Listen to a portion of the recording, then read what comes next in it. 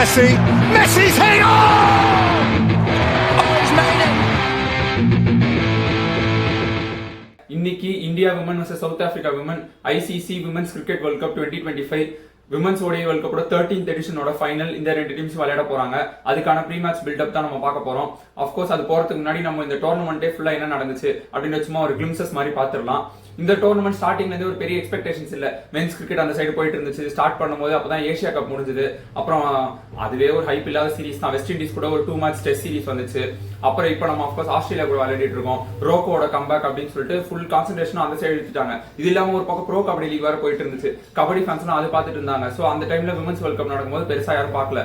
நம்ம ஃப்ரெண்ட் ஸ்ரீனி ப்ரோலாம் கூட சொல்லிட்டு இருந்தாரு, இந்த வாட்டி என்னன்னு தெரியல, ஆன்டிசிபேஷன் ரொம்ப கம்மியா இருக்கு. போன வாட்டி இருந்த விமன்ஸ் ஐசிசி டோர்னமெண்ட்ஸ்லாம் கம்பேர் பண்றதை விட இந்த வாட்டி ரொம்ப கம்மியா தான் இருந்துச்சு அப்படின்றது வந்து அவர் சொன்னாரு. அதுக்கேற்ற மாதிரி தான் அதை இன்னும் அந்த இடத்துல ஒரு பாயிண்ட் சேர்க்கிற மாதிரி கொலம்போல நடந்த எல்லா மேட்சஸ்லயும் ஆல்மோஸ்ட் எல்லா மேட்சஸும் வந்து வாஷ் அவுட் ஆயிடுச்சு. ரெயினால ஃபுல்லா ஒரு பால் கூட போடாம வாஷ் அவுட் ஆச்சு. அப்புறம் கொஞ்சம் பால்ஸ் மட்டும் விளையாடினாங்க, வாஷ் அவுட் ஆச்சு. அவங்க சொன்னா கொலம்போல 6 to 7 மேட்சஸ் நடந்துச்சுன்னு நினைக்கிறேன். அதுல ஒரு மேட்சோ 2 மேட்ச் தான் ரிசல்ட் வந்துச்சு.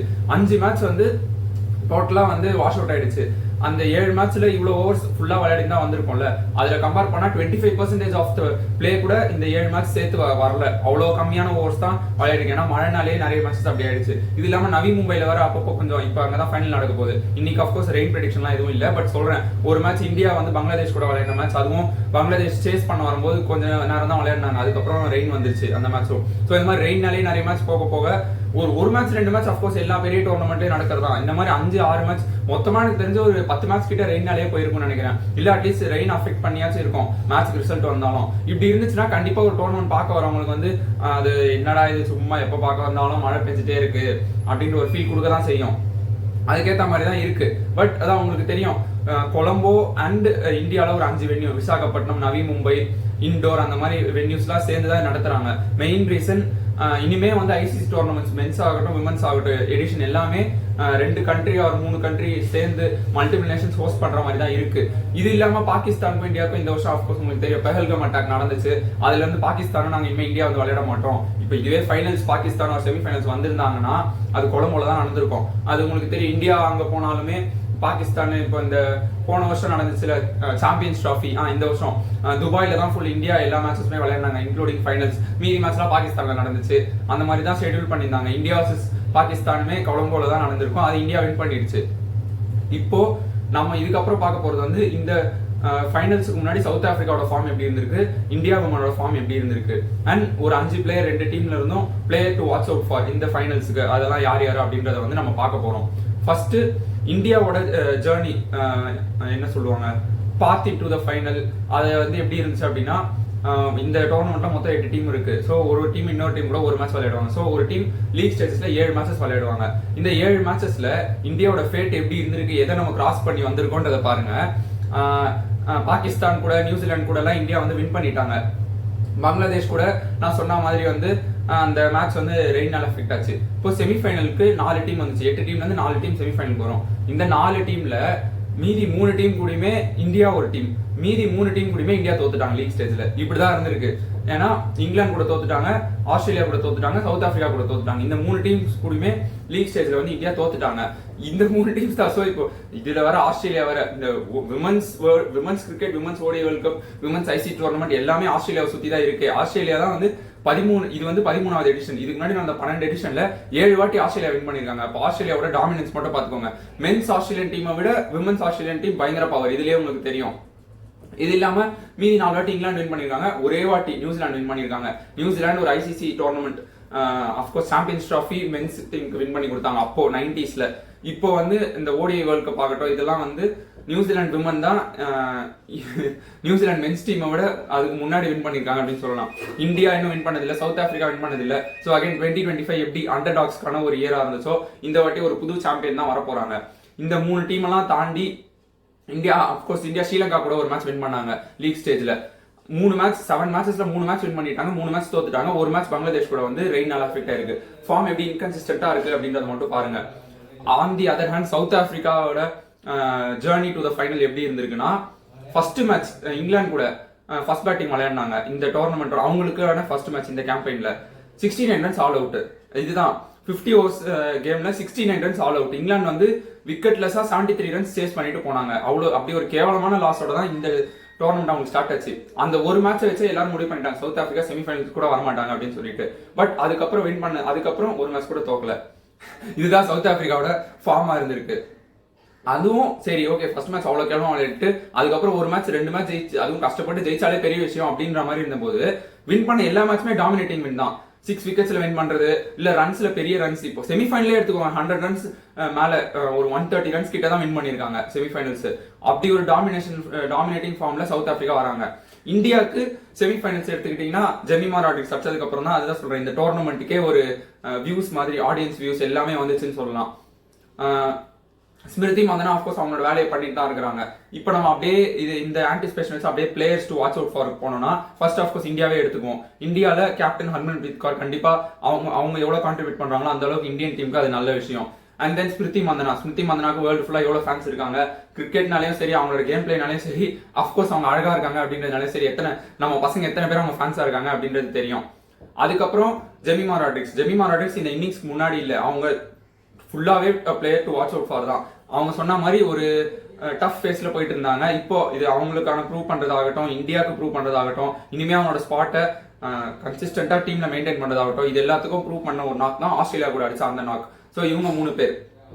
இது இல்லாம ஸ்ரீசரணின்றவங்க வந்து இந்த வருஷம் தான் இந்தியா டீமுக்கு டெபியூ பண்றாங்க. டெபியூ பண்ணதுல இருந்தே ஒரு மேட்ச் அவங்க வந்து ஒரு ஸ்பின் பவுலர், ஒரு விக்கெட் 2 விக்கெட்லாம் கிடையாது. டெபியூ பண்ணதுல இருந்தே கன்சிஸ்டன்டா 3 விக்கெட் ஹால் இல்ல 5 விக்கெட் ஹால் 4 விக்கெட்ஸ் இல்ல 2 விக்கெட் இந்த மாதிரி எடுத்துக்கிட்டே தான் இருக்காங்க. அவங்க விக்கெட் எடுக்காம போனது மேபி இந்த டோர்னமெண்ட் நான் சொல்றது ஓடிஐ சீரீஸ்ல இருந்தே அவங்க ஆடிட்டு தான் இருக்காங்க வேர்ல்ட் கப் ஆரம்பிக்கிறதுக்கு முன்னாடி. இது ஃபுல்லா சேர்த்தே ஒரு மேட்ச் 2 மேட்ச் மேபி விக்கெட்லெஸ்ஸா போயிருக்கலாம். அதுவுமே நல்ல எக்கனாமிக்கலா போடுற பவுலர். சோ அவங்க ஒரு விக்கெட் டேக்கிங் மிஷின் மாதிரி இந்தியாவுக்கு ஸ்பின் பவுலர். அவங்க கண்டிப்பா ஒரு player to watch out for. அடுத்தது தீப்தி சர்மா வந்து இப்படி கம்பேர் பண்ணக்கூடாது, பட் உங்களுக்கு டக்குன்னு புரியும் அப்படின்னு சொல்றதுக்காக இங்க இருக்கா பாருங்க. மென்ஸ் கிரிக்கெட்டோட ஜடேஜா மாதிரி தீப்தி சர்மா வந்து விமன்ஸ் கிரிக்கெட்டுக்கு சிம்பிளா ஒரே லைன்ல சொல்லணும்னா அப்படிதான். ஏன்னா அவங்க தான் பேட்டிங்கே கான்ட்ரிபியூட் பண்ணுவாங்க, கிளச் மூமெண்ட்ஸ்ல அவங்க வந்து அடிச்சு கொடுப்பாங்க, டாப் ஆர்டர் மொத்தமா கொலாப்ஸ் ஆச்சுன்னா அவங்க வந்து அடிச்சு நிறுத்தி வின் பண்ணி கொடுப்பாங்க. இப்படிதான் ஒரு மேட்ச் லீக் ஸ்டேஜ்ல பண்ணாங்க. அதே மாதிரி பவுலிங் விக்கெட் எடுத்துக்கிட்டே இருப்பாங்க கூட, அவங்களும் ஒரு ஸ்பின்னர் தான். ஸோ எவ்வளவு கிளச் ஃபீல்டிங்ல அவங்களோட எஃபர்ட்ஸ் கொடுத்துட்டே இருப்பாங்க. இந்த மாதிரி ஒரு 3 டைமென்ஷனல் 4 டைமென்ஷனல் பிளேயர் தான் சொல்லணும். அவங்க இருந்தாலே ஆப்போனன்ட் டீமுக்கு வந்து அவங்களை எப்படி டேக்கிள் பண்றது அப்படின்ற ஒரு சிந்தனை இருந்துட்டே தான் இருக்கும். ஸோ இப்படி இந்த மாதிரி ஒரு 5 முக்கியமான பிளேயர்ஸ் இந்தியா டீமுக்கு இருக்காங்க. இது இல்லாம நான் இதுக்கப்புறம் சொல்ல போற பிளேயர்ஸ் எல்லாமே எக்ஸ்ட்ராவா சொல்லணும் அப்படின்னா எல்லாமே டாப் ஆர்டர் பிளேயர்ஸ் தான். ஏன்னா இவங்களோட பெர்ஃபார்மன்சஸ் எப்படி இருக்க போகுதுன்றதுதான் இந்த மேட்ச் நமக்கு டிசைட் பண்ண போகுது. இதுல பிரட்டிகா ராவல் ஃபர்ஸ்ட் எடுத்துக்கணும். பிரட்டிகா ராவல் இன்ஜுரி ஆனது வந்து அது ஒரு அன்பார்ச்சுனேட் சிச்சுவேஷன் தான். அவங்களும் ஸ்மிருதி மந்தனும் நான் சொன்ன ஸ்ரீசரணி எப்படி இந்த வருஷம் டெபியூ பண்ணாங்களோ இவங்க 2 பேர் பார்ட்னர்ஷிப் வந்து நல்ல சாலிடா ஆனது வந்து இந்த வருஷம் தான். சும்மா ஒரு 50 ரன் பார்ட்னர்ஷிப் அதெல்லாம் கிடையாது. எல்லா மேட்சுமே ஸ்மிருதி மந்தனா ஓபன் பண்ணுவாங்க, பிரட்டிகா ராவல் கூட சேர்ந்து சாலிடா ஒரு மேட்சும் 100 runs partnership. 100 runs opening stand கொடுத்ததுக்கு அப்புறம் தான் விக்கெட்டே விடும். இல்லைன்னா ஒரு 150 ரன்ஸ் ஓப்பனிங் ஸ்டாண்ட் இந்த மாதிரி தான் கொடுத்துட்டு இருக்காங்க. ஓகேடா இந்த வேர்ல்ட் கப் முன்னாடி ஓப்பனிங் ஸ்டாண்ட் செட் ஆயிடுச்சு அப்படின்னு பார்த்துட்டு இருந்தோம். வேர்ல்ட் கப் வந்தனே அது ஐசிசி டோர்னமெண்ட் ஒரு ப்ரெஷர் இருக்கதான் செய்யும். ஸோ அவங்க செட் ஆகிறதுக்கு ஒரு 2-3 மேட்ச் எடுத்துக்கிட்டாங்க. அப்புறம் கடைசியாக அந்த மேட்ச்ல இந்தியா தோத்த மேட்சுமே அவங்க 2 பேர் அவங்களோட கான்ட்ரிபியூஷன்ஸ் கொடுத்துட்டு தான் இருந்தாங்க. ஸோ 100 ரன்ஸ் பார்ட்னர்ஷிப் ஆகட்டும். ஓகே செமிஃபைனல்ஸ் முன்னாடி ஓப்பனிங் ஸ்டாண்ட் மறுபடியும் செட் ஆயிடுச்சு. ஓப்பனிங் மூலியமா இந்த பிரச்சனை வராதுன்னு நினைக்கும் போது பிரட்டிகா ராவலுக்கு இன்ஜுரி ஆயிடுச்சு. நெட்ஸ்ல பிராக்டிஸ் பண்ணும்போது இன்ஜுரி ஆயிடுச்சு. ஸோ அவங்க வந்து ரூல்ட் அவுட் ஆயிட்டாங்க. அவங்களுக்கு பதில் வந்தவங்க தான் ஷெஃபாலி வர்மா. இந்த பேரை நீங்க கேள்விப்பட்டிருப்பீங்க. இவங்களுக்கு முன்னாடி ஸ்மிருதி மந்தனா ஷெஃபாலி வர்மா தான் ஓப்பன் பண்ணிட்டு இருந்தாங்க. பட் அவங்க ஃபார்ம்ல இருந்தது ஒரு வருஷத்துக்கு முன்னாடி. ஒரு வருஷத்துக்கு அவங்க நம்பி ஒரு T20 வேர்ல்ட் கப் கூட நம்ம போனோம். அவங்க எப்படிப்பட்ட பிளேயர்னா அடிச்சு ஆடுற பிளேயர். ஓடிஐ ஆகட்டும் T20 ஆகட்டும் அதை பத்திலாம் கவலைப்பட மாட்டேன். ஏன் டெஸ்டே ஆகட்டும் நான் வந்து அடிச்சுதான் விளையாடுவேன். என்னோட கேம் வந்து அக்ரெசிவா தான் இருக்கும். அப்படி விளையாடுற பிளேயர். பட் ஃபார்ம்லயே இல்ல பேட்ல சுத்தமா படல. அப்படியே ஒரு லீன் ஃபேஸ்ல போயிட்டு இருக்கும்போது அவங்க டிராப் பண்ணிட்டாங்க. இப்போ பிரட்டிகா ராவல் இல்லைன்னும் போது அவங்க எடுத்த ஒரே காரணம் நான் சொல்ற பெர்ஃபார்மன்ஸ் கண்டிப்பா கிடையாது. ஏன்னா அவங்க ஃபார்ம்லயே கிடையாது. இதுக்கு முன்னாடி இந்தியா டீம்ல செட் ஆயிருக்காங்க. ஸ்மிருதி மந்தனா கூட ஒரு நல்ல ஓப்பனிங் பேர் சான்ஸ் கொடுத்து பார்ப்போம். அதுவும் அவங்க வந்தோடனே ஸ்ட்ரைட்டா அவங்களோட சிச்சுவேஷன் எப்படின்னு பாருங்க. ஸ்ட்ரைட்டா வந்தோடனே செமிஃபைனல்ஸ்ல இறக்கி விட்டாங்க. அவங்க எந்த பிளேயரா இருந்தாலுமே ஒரு வருஷமா அவ்வளவு இந்தியன் டீம் செட்டப்லயே இல்ல. திடீர்னு எடுத்து வந்து ஒரு ஐசிசி டோர்னமெண்ட் அது ஓடிஐ வேர்ல்ட் கப் மாதிரி ஒரு டோர்னமெண்டோட செமிஃபைனல் இறக்கி விட்டா அவங்களால எதுவுமே பண்ணலாம். ஒரு பிளேயரா ரேரா ஏதாவது ஒரு பிளேயர் திடீர்னு வந்தோடனே அந்த மாதிரி பெர்ஃபார்ம் பண்ணலாம். பட் நீங்க ஆவரேஜா பாத்தீங்கன்னா எந்த பிளேயருமே டக்குன்னு மென்ஸ் கிரிக்கெட்டர் ஆகட்டும் இல்ல விமன்ஸ் கிரிக்கெட்டர் ஆகட்டும் யாரா இருந்தாலும் அந்த மாதிரி உடனே வந்தோடனே ஒரு அப்படியே மாபெரும் சம்பவம்லாம் பண்ண முடியாது. இப்போ ஒரு மேட்ச் இப்போ விளையாடி இருக்காங்க. அந்த மாதிரி போன செமிஃபைனல் அவங்க எதுவும் பெருசா பண்ணல. இப்போ இவ்வளவு இந்த நீங்க டேஸ் கவுண்ட் பாத்தீங்கன்னா இந்தியன் கேம்பெயின் கூட இவ்வளவு நாள் இருந்திருக்காங்க. ஒரு 1 வீக் 2 வீக்ஸ் கிட்ட இருந்திருக்காங்க. அடுத்து ஃபைனல் வருது, கண்டிப்பா அதுக்கேற்ற ப்ராக்டிஸ் பண்ணிருப்பாங்க. நேற்று தான் லாஸ்ட் செஷன் விளையாடினாங்க ப்ராக்டிஸ்ல, அதுக்கேற்ற ப்ராக்டிஸ் பண்ணிருப்பாங்க. இதுக்கப்புறம் வந்து ஃபைனல்ல செட் ஆகி அவங்க சைட்ல இருந்து ஒரு ஹாஃப் செஞ்சுரி வந்துச்சு அப்படின்னாலுமே அதுவே ஒரு பெரிய விஷயம் தானே, திடீர்னு இறக்கி விட்டு. பட் நம்ம அவங்க சைட்ல இருந்து எக்ஸ்பெக்ட் பண்றது அளவுக்கு மேலதான், ஏன்னா அதுதான் இந்தியன் டீமுக்கான நல்ல விஷயம். இன்னொரு பிளேயர் வந்து அமன்ஜோத் கௌர் வந்து இன்னட் நம்பர் 3 வருவாங்க. அவங்க சைட்ல இருந்து இந்த டோர்னமெண்ட் பெரிய ஒரு நாக் இன்னும் எதுவும் வரல. 1-2 அங்கங்க அப்படி விளையாடி இருந்தாலும் இந்த ஃபைனல்ஸ்ல அவங்க விளையாடுறது, டாப் ஆர்டர் விளையாடுறது எவ்வளவு முக்கியம் அப்படின்றது தான் இந்தியன் டீமே அதை பொறுத்து தான் இருக்கு. ஏன்னா நிறைய மேட்ச் வந்து ஸ்மிருதி மந்தனா, ஹர்மன்பிரீத் கௌர், ஜெமிமா ராட்ரிக்ஸ் இவங்க 3 பேர் அடிச்சா மட்டும் தான் வின் பண்ணுவோம் அப்படின்ற சிச்சுவேஷன்ல இருந்தாங்க. அப்புறம் தான் பிரட்டிகா ராவல் மறுபடியும் ஃபார்ம் வந்தாங்க. அப்புறம் கீழே தீப்தி சர்மா கிட்ட தான் கொஞ்சம் கான்ட்ரிபியூஷன்ஸ் வந்துச்சு. இப்போ அமன்ஜோத் கௌர் மட்டும் தான் அந்த இடத்துல நடுவில் இந்த டோர்னமெண்ட் இந்த ஃபைனல் அவங்க விளையாடிட்டாங்கன்னா இந்தியா வின் பண்ணிடலாம், அதுக்கான எல்லா சான்சஸும் இருக்கு. நான் எப்பவுமே இது வந்து சொல்றதுதான், ஒரு பிளேயர் ஒரு டோர்னமெண்ட் ஃபுல்லா விளையாடாமலே சுத்தமா அவங்ககிட்ட இருந்து ஒரு கான்ட்ரிபியூஷன் கூட வரலனா அந்த டீம் அந்த டோர்னமெண்ட் ஜெயிக்காது. 11 பிளேயருமே ஒரு மேட்சும் அவங்க சைட்ல இருந்து ஒரு பெரிய கான்ட்ரிபியூஷன் பண்ணி தான் ஆகணும். எக்ஸாம்பிள் 2023 சிஎஸ்கே வின் பண்ணும்போது ராயுடு ஃபைனல் அடிச்சதாகட்டும், ஏன்னா அது வரைக்கும் அவர் அடிக்கவே இல்லை. அதே மாதிரி ரோஹித் சர்மா இந்த 2024 செமிஃபைனல் அடிச்சது, விராட் கோலி அது வரைக்கும் சுத்தமா ஃபார்ம்ல இல்ல. 2024 T20 world cup ஃபைனல்ல Virat Kohli அடிச்சு அவர் தான் மேன் ஆஃப் த மேட்ச் ஆனாரு, நம்ம அதை வின் பண்ணோம். அதே மாதிரி சாம்பியன்ஸ் ட்ராஃபி ரோஹித் சர்மா ஃபார்ம்ல இல்ல, கரெக்டா ஃபைனல் வந்தனே நியூசிலாந்து கூட அடிச்சாரு, அவர் அடிச்சதுனால தான் நம்ம வின் பண்ணோம். இந்த மாதிரி இது நான் எப்பவுமே சொல்ற ஒரு எக்ஸாம்பிள் தான், எக்ஸாம்பிள் கிடையாது. இதுதான் வந்து கிரிக்கெட், இதுதான் வந்து இந்த ஸ்போர்ட். எந்த டீம் ஸ்போர்ட்டா இருந்தாலும் எல்லா பிளேயர் கிட்ட இருந்தும் ஒரு மேட்ச் இவங்களால நம்ம வின் பண்ணடா அப்படின்ற மாதிரி ஒரு பெர்ஃபார்மன்ஸ் கொடுக்கணும். அப்படி கொடுத்தா மட்டும்தான் அந்த டோர்னமெண்ட் வின் பண்ண முடியும். கடைசி வரைக்கும் விளையாடவே இல்லைன்னா, for example 2014 T20 world cup எடுத்துக்கிட்டீங்கன்னா யுவராஜ் சிங் வந்து அதுல கடைசி ஒரு மேட்ச் கூட ஃபைனல் கூட விளையாட மாட்டாரு. நம்ம ஃபைனல் போயிடுவோம், மற்ற பிளேயர்ஸோட கான்ட்ரிபியூஷன் மூலமா ஃபைனல் போயிடுவோம். சரி, ஃபைனல்ல யுவராஜ் சிங் அங்க அடிக்கணும்னு வரும்போது அங்கேயும் ஒரு அடிக்க மாட்டாரு, நம்ம அந்த டோர்னமெண்ட் தோத்துட்டோம். இந்த மாதிரி நிறைய எக்ஸாம்பிள் சொல்லலாம். ஒரு பிளேயர் ஒரு மேட்ச் கூட கான்ட்ரிபியூட் பண்ணாம தோத்த டோர்னமெண்ட்ஸ் நிறைய சொல்லலாம். ஒரு பிளேயர் கரெக்டா தேவையான போது கான்ட்ரிபியூட் பண்ணி ஜெயிச்ச டோர்னமெண்ட்ஸ் நம்ம நிறைய எக்ஸாம்பிள் சொல்லலாம். ஸோ அப்படியே நம்ம சவுத் ஆப்பிரிக்கா சைடு வந்தோம்னா, அவங்க சைடு அஃப்கோர்ஸ் அவங்க கேப்டன் வால்வார்ட் இருக்காங்க. அவங்க தான் இந்த டோர்னமெண்டோட இப்போதைக்கு ஹையஸ்ட் ரன் கெட்டர். சவுத் ஆப்பிரிக்காகட்டும் இந்த டோர்னமெண்ட்லேயே அவங்க தான் ஹையஸ்ட் ரன் கெட்டர். ஸோ அவங்க ஒருத்தவங்க இருக்காங்க. அடுத்து பவுலிங்னு வந்துட்டோம் அப்படின்னா மேரிசான் கேப், அவங்க ஒரு ஜென்யூன் விக்கெட் டேக்கர் அவங்க இருக்காங்க. அடுத்து எம்லாபா இருக்காங்க, அவங்களும் ஒரு விக்கெட் டேக்கர். இது இல்லாமல் நிறைய பேர் இருக்காங்க. நடைன் டெக்லர் அவங்களும் ஒரு பவுலர், அவங்க சைட்ல இருந்து அவங்க கான்ட்ரிபியூஷன் கொடுக்கணும். அடுத்து ஸ்லோ ட்ரையன் இருக்காங்க. இந்த மாதிரி அப்புறம் டஸ்மின் பிரிட்ஸ் இருக்காங்க பேட்டிங்ல. இவங்க சைட்ல இருந்து இந்த மாதிரி players to watch out for. இவங்க கிட்ட இருந்தெல்லாம் ஒரு நல்ல கான்ட்ரிபியூஷன் வந்துச்சுன்னா அது சவுத் ஆப்பிரிக்காக்கு ஹெல்ப் பண்ணும்.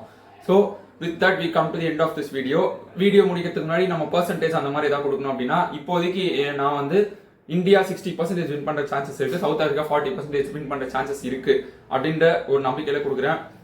மெயினான விஷயம், 2 டீமே வேர்ல்ட் கப் வின் பண்ணது இல்லை. பட் சவுத் ஆப்பிரிக்காவோட லக் பத்தி நமக்கு தெரியும். அந்த லக்கெல்லாம் நம்ம ஒரு ஃபேக்டரா கன்சிடர் பண்ண முடியாது, ஏன்னா அவங்களும் இப்போ ஃபார்ம்ல தான் இருக்காங்க. பட் இது ஓகே, ஜெமிமா ராட்ரிக்ஸ் ஒரு ஃபார்முக்கு வந்துட்டாங்க. இந்தியா கண்டிப்பா இந்த 3 மேட்ச் தோத்துட்டு வந்திருக்காங்கன்னா நிறைய லெசன்ஸ் லேர்ன் பண்ணிருப்பாங்க. நீங்க எவ்வளவு மேட்ச் தோக்குறீங்களோ அவ்வளவு லெசன்ஸ் லேர்ன் பண்ணுவீங்கன்றது அர்த்தம். வின்னிங் ஸ்ட்ரீக்லயே இருந்தீங்கன்னா அது 2023 வேர்ல்ட் கப் மாதிரி தான் போய் முடியும், ஃபைனல்ல போய் தோக்குற மாதிரி. அதுதான் நான் சொல்ல வந்தேன்.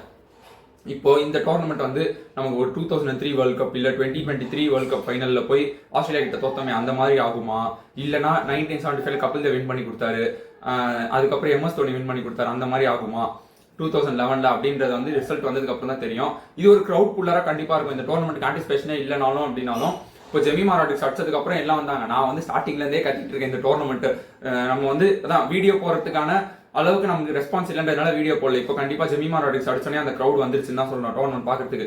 இன்னைக்கே ஆஸ்திரேலியா கூட மென்ஸ் டீமுக்கு T20 மேட்ச் இருக்கு.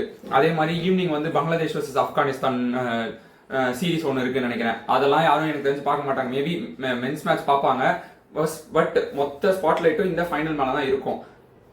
நான் கிரௌட் புல்லர் ஏன் சொன்னேன் அப்படின்னா, இப்போ மென்ஸ் கிரிக்கெட்டுக்கு ஒரு கிரௌட் வந்தது வந்து 75ல கபில் தேவ் வின் பண்ணி கொடுத்ததுக்கு அப்புறம் வந்துச்சு. சரி 75 சொல்ல 83ல வின் பண்ணி கொடுத்தது. 75 தான் men's cricket world cup launch பண்ணாங்க. Okay sorry. அதுக்கப்புறம் வந்து கொஞ்சம் அப்படியே மறுபடியும் ஒரு லீன் பேட்ச்ல போனாங்க. அப்புறம் சச்சின் டெண்டுல்கர் மாதிரி பிளேயர்ஸ் வர ஆரம்பிச்சாங்க. வேர்ல்ட் கப் வரலனாலும் பிளேயர்ஸ் நிறைய வர ஆரம்பிச்சாங்க. கங்குலி எல்லாருமே, ராகுல் டிராவிட், ஹர்பஜன் சிங், யுவராஜ் சிங், ஜாகிர் கான், இர்ஃபான் பத்தான், அப்புறம் MS தோனி, கோலி, ரோஹித் சர்மா, தவான், அஸ்வின், ஜடேஜா, வேற யாரு, புவனேஸ்வர் குமார், அந்த மாதிரி பிளேயர்ஸ் வந்துகிட்டே தான் இருக்காங்க.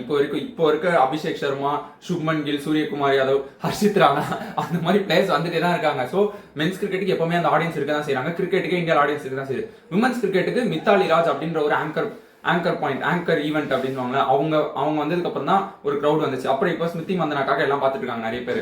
இந்த டோர்னமெண்ட் வின் பண்ணிட்டோம், இப்போ ஜெமிமா ராட்ரிக்ஸ் கண்டிப்பா நிறைய ஃபேன்ஸ் வந்திருப்பாங்க. நான் எப்பவுமே சொல்றதுதான், அவங்க வந்து ஃபார்ம் அவுட்ல தான் இருந்தாங்களே தவிர எப்பவுமே சொல்றதுதான் form is temporary, class is permanent தான். ஜெமிமா ராட்ரிக்ஸ்லாம் என்னைக்கு வேணா ப்ரூவ் பண்ணலாம். அப்படிதான் ஆஸ்திரேலியா கூட ப்ரூவ் பண்ணாங்க. ஆஸ்திரேலியாவே அடிச்சிட்டோம் அப்படின்ற ஒரு நம்பிக்கையில இருக்கிறத விட இப்போ அடுத்து சவுத் ஆப்பிரிக்கா ஃபார்ம்ல வராங்க. டோர்னமெண்ட் ஆஸ்திரேலியா தான் இருந்துச்சு ஒத்துக்கிறேன், பட் நம்ம ஆஸ்திரேலியாவே அடிச்சிட்டோம் அப்படின்ற ஒரு ஓவர் கான்ஃபிடன்ஸ்ல இருக்கக்கூடாது. சவுத் ஆப்பிரிக்காவும் ஃபார்ம்ல தான் வராங்க. அதே மாதிரி அவங்க சைட்ல இருந்து பார்த்தாலும் இந்தியாவும் இப்போ ஆஸ்திரேலியா அடிச்சு போட்டு தான் வந்திருக்காங்க. ஸோ ரெண்டு சைடுமே நான் எனக்கு தெரிஞ்சு கண்டிப்பா ஒரு க்ளோஸ் மேட்ச் போகும். ஒரு செகண்ட் இன்னிங்ஸ் சேஸா போச்சுனாலுமே அது ஒரு 45th ஓவர் வரைக்கும் தாண்டி வின் பண்ண டீம் அது 45 ஓவர்ஸ் கிட்ட எடுத்துட்டு போய் தான் வின் பண்ணுவாங்க. இதுதான் என்னோட ப்ரெடிக்ஷன் மாதிரி வச்சுக்கலாம். இதுக்கு அப்படியே ஆப்போசிட்டாவும் நடக்கலாம், ஒன் சைட் டாமினேட்டரா நடக்கலாம். பட் நான் என்னோட ப்ரெடிக்ஷன் சொல்றேன், என்னோட இன்ஸ்டிங்ஸ் இப்படி தான் சொல்லுது இந்த மாதிரி நீ நடக்க வாய்ப்பு இருக்கு அப்படின்ட்டு. அந்த எதிரான அப்படியே வந்தோன்னா பவுலிங் போட்டு டிஃபெண்ட் பண்ண டீம் கொஞ்சம் சீக்கிரமா மேட்ச் முடிக்கலாம். இதுதான் என்னோட ப்ரெடிக்ஷன். யார் வின் பண்ண போறா, இந்தியன் விமன் ஹிஸ்டரி புக்ஸ்ல அவங்களோட பேரை ஸ்கிரிப்ட் பண்ண போறாங்களா அப்படின்றத பார்ப்போம். தேங்க்யூ.